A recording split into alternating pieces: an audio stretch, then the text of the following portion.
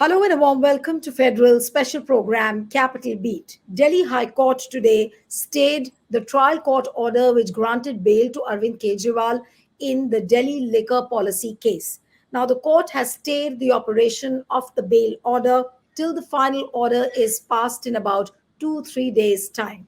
Now this was a vacation bench of Justice Sudhir Kumar Jain which has also issued a notice to the Enforcement Directorate, which challenged yesterday's trial court order. But the kind of arguments which happened inside the court between Abhishekh Manu Singhvi and Additional Solicitor General S.V. Raju really goes to show the kind of approach which ED has towards this trial court order. We'll try and understand also what it means and also what can we expect now from the court in the coming days, maybe in 2-3 days' time.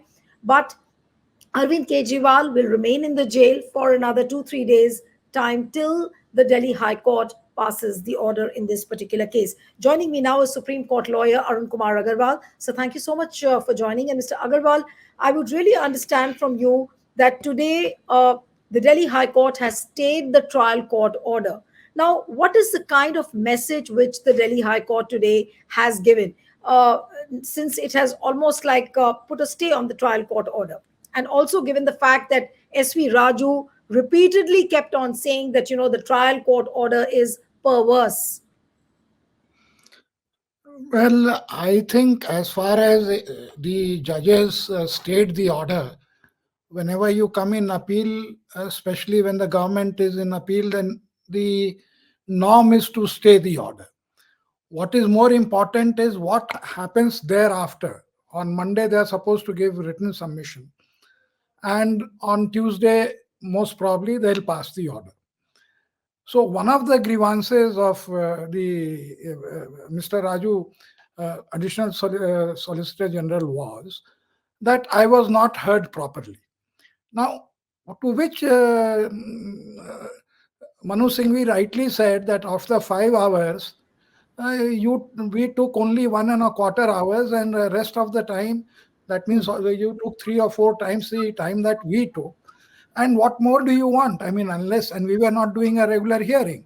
So you can't say that you were not heard adequately. So if the Delhi High Court had passed an order today, they would have been subjected to the same charge that we were not heard properly. So as far as that was concerned, they did take the time. They said, the honorable judges said that we would like to go through the documents. I don't want to pass an order without going through the documents. So give me, and he's not taken an unreasonable time. He just said, give me 2-3 days. And after that, whatever he is seeing the documents, he decides that will be known on Tuesday. So both these acts, it cannot be said to be not within the norms. I mean, both were reasonable.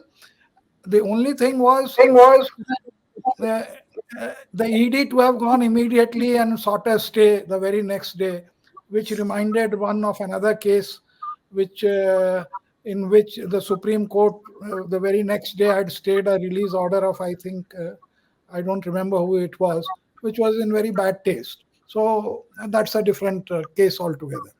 So as far as both of the things are concerned, Delhi High Court was absolutely correct in whatever it did today.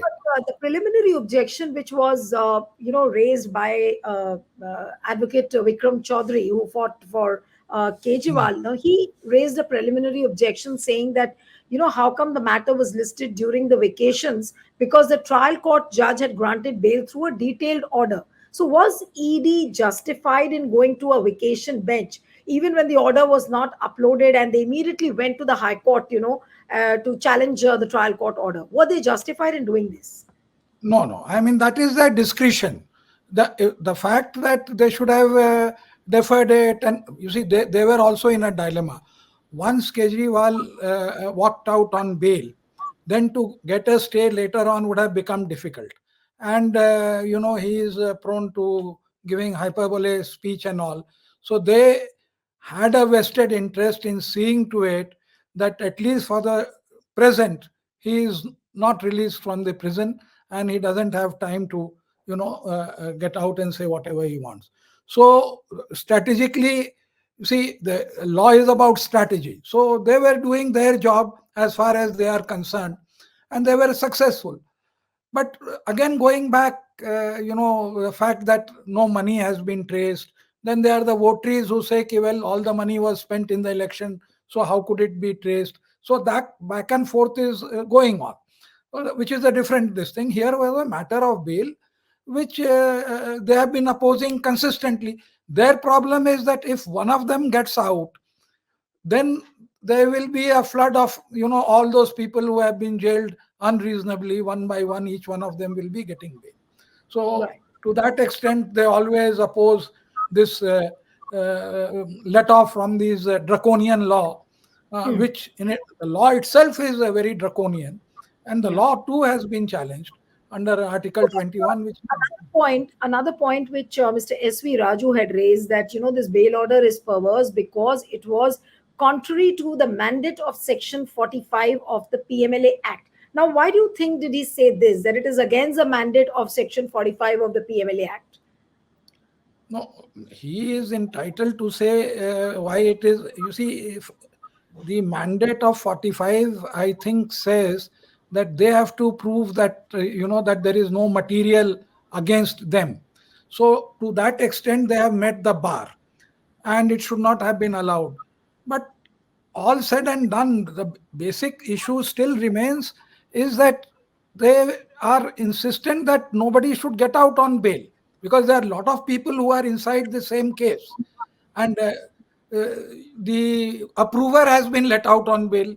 So, and you see, the crux of the matter is this: party X, which is ruling in this thing, takes money which is said to be illegal by the court, and fights election on that basis, and everything is hunky dory.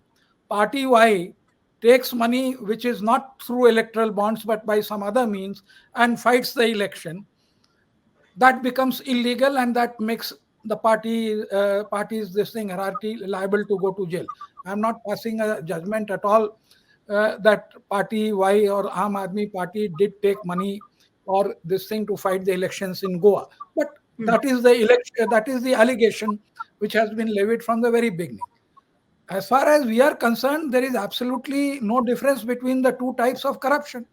That corruption, that is legalized corruption. All that money should have been confiscated, and I don't know why somebody has not gone to court and said that that money should be confiscated and not allowed to be this thing. And all those people who arm twisted and got the money, they are all, enjoying that phase of power that came from that money. So, I mean, the basic thing is that the issues have to be looked into from a perspective of elections, and the fact that they need to be financed by legal or illegal means. So that is more. During the arguments when Mr. Singhvi was making his points, he said that ED's approach is very, very deplorable, and he said that the accused cannot be kept indefinitely in jail merely for the investigation agency to find evidence. But another point which he raised was very, very important, and I would like to you to speak on that. He also said that it's very unfortunate that the additional solicitor general is maligning the trial court judge merely because Yes. an adverse order was passed. Now, do you Yes. think the approach of ED was justified when he spoke against Justice Nyay Bindu? And he said that, the order is so perverse. What kind of a No, no, commentary is it? no, no. To that extent, Dr. Singhvi was absolutely right and absolutely on the ball, because I mean, just because an order has gone, you can't do this type of name calling. After all, that judge also has certain reasons where she said one of the important observations was that you are now trying to, you know uh, collect evidence on the basis of this thing, and you're saying that is a strategy. No, that was a very apt comment. So to condemn a judge, or to not, I wouldn't say condemn, to call that order a perverse order, because then you are attributing the judge that he was, she was, he or she was being perverse. That was just not on. You go on and you say we are challenging this on this ground because we were not heard properly, because there were these types of errors were there. This document was not taken into account. We had already filed the charge sheet earlier in July or August. You point out the flaws. Why should there be any this type of name calling? I mean, basically, but then uh, order being perverse is a term that is employed by lawyers all the time, but this case did not deserve this type of description. Perverse is Another, when you can see yeah, that the absolutely order is on the face of it. Uh, right. I mean, there are any number of instances. This was definitely not one of those. And Dr. Singhvi was absolutely right. He said just because the order has gone against you, you Hmm. cannot call it a perverse order. Right. And In you fact, and this was just a bail matter, so you can't expect her to decide on merits, to go into the absolutely. merits. But while Mr. Singhvi was speaking, he further elaborated and said that the trial court has passed a discretionary order, and after taking a view on the aspects of the case, and the High Court cannot interfere with the discretion exercised by the judge at the admission stage. Now, do you think that this argument which he raised, that it was a discretionary order and the High Court cannot interfere at the admission stage, uh, do you think that this is the right argument which he put forth? And the High Court. No, I mean, normally they should not, but the fact is that the ED is entitled to argue that this order may be stayed. So if it is not interfered or this thing is a different matter, but they are entitled to argue, and the court is also giving is saying that all right, 3 more days, heavens won't fall, and who knows? I mean, they may uphold the order of the trial court in No, toto. but then there are questions raised, Mr. Agarwal, that if a trial court can give an order in one day, then why not a high court? But obviously, No, by, no, by that the is time the you see. the arguments, no, the arguments got concluded around 5:30, then all the arguments have to be noted down, then the judgment has to be written. So was that the reason that they had to delay it for like 2-3 days? Because now tomorrow being a Saturday and then a Sunday. No, no. You see, the problem is that the order is challenged on this precise ground that it was given in a hurry and they were not heard and lot of points were missed. So if the High Court repeated the same mistake that the trial court had made, it would have been open to the same type of accusation. So to Okay. that extent, they were deliberating, and he said very correctly that I would like to see the documents. I don't want to pass an order. Documents don't lie, lawyers do. I mean, Yes. I'm sorry for saying that. So he wants to see the documents, and probably So now those they will documents be must be making the there. written submissions. So which means that now they will be making the written submissions on Monday, and Yes, Tuesday yes. the order will be passed. They have been given time till Monday morning. So written, I mean, they have enough time to prepare the written. And basically, they have said that make it short. I mean, don't make it very elaborate. And those will be in within time. So that is not going to delay the passing of the order. What needs time is for him to deliberate after seeing the documents, because there another argument was taken by Dr. Singhvi that the earlier courts had gone into the legality of the arrest. They had not gone into the bail, which is different from determining whether the arrest was legal. So both the High Court, which had held that the arrest was legal, they were the order was passed on that issue, and again upheld by the Supreme Court, but given the liberty to approach the trial court for bail. So that was also a good point that Dr. Singhvi made, that legality of arrest is different from giving of the bail. So, and what the ED was trying to say, that since his arrest was held to be not illegal, so he should not be granted bail. So, all this, these are, ways. But as far as the judges are concerned, they have been very correct in the procedure that they have adopted. He has not said I'll take a week or something, and he has also posted the main matter for the regular bench, because this is a vacation bench. So they went in vacation bench. And because it is a bail matter, the vacation benches are set up precisely for this reason, that they are urgent bail matters. So there should be vacation bench apart from other matters which are urgent and which need to be taken up immediately and not after the court opens. So they can't wait. So liberty of a person is a matter of this thing. And No, but this was as the point it is precisely concerned, which was raised. This was a point which was raised by Abhishekh Manu Singhvi also, that it seems that ED doesn't believe in the liberty of a person. And so I really want to ask you about this entire enforcement directorate's approach towards the cases it takes, not only Kejriwal but otherwise as well, that doesn't believe in taking the accused, the custody of the accused for an infinite period, and what is the kind of message it wants to give. And especially when it's a chief minister, then they have more of political messaging rather than going into the merits of keeping it in the custody. no, no. You see, ED's reputation as well as the CBI's reputation as of now is that it is seen as an arm of the government, selectively victimizing people in the opposition and very rarely arresting the very corrupt who have joined the government after defecting from the opposite side. So as far as that is there, that credibility neither the ED nor the CBI will ever be able to regain. More so after they were found to be agents of blackmail in the electoral bond cases. There were any number of people who gave donations and they were let off, and those were seen as a quid pro for their criminal activities. So as far as that is concerned, neither the ED nor the CBI will gain back their credibility. That will, they have been tainted forever on this point, because other governments were misusing them, but that was within limits. None of them, I don't think any one of them sent ministers and chief ministers, sitting ministers to jail. So that is the distinguishing factor between other regimes and this regime. So one final word, that sir, now what are we going to expect in Kejriwal's case now, and what is the kind of approach which the court can take?